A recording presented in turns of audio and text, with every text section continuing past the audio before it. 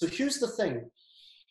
Now keep in mind that these three genes, even though they're triplicates, i.e. duplicates of each other, there are certain subspecialties that each gene is more known for. So for example, the GSTT1, numerous, I'm speaking of hundreds of publications, have established that the T1 member of this family is the big sister.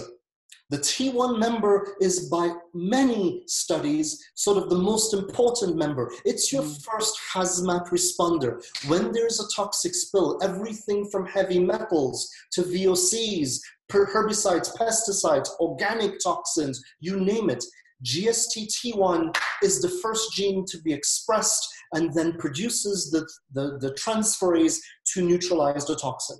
You should have 2 copies of the gene. As per most genes.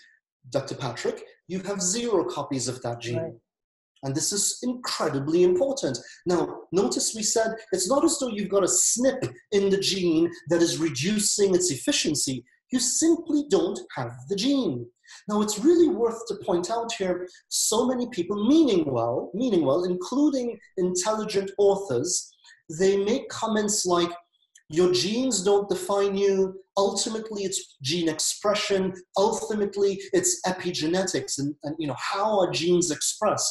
And this is absolutely true. It's really important that ultimately the gene needs to be expressed. And so having a gene variation that produces a product that is not as efficient as maybe another variation isn't the full picture. We've got to ask, how is that gene being expressed? We've got to ask the epigenetic considerations. But when you don't have a gene, all the epigenetics in the world means that much, because there's no gene to be expressed in the first place.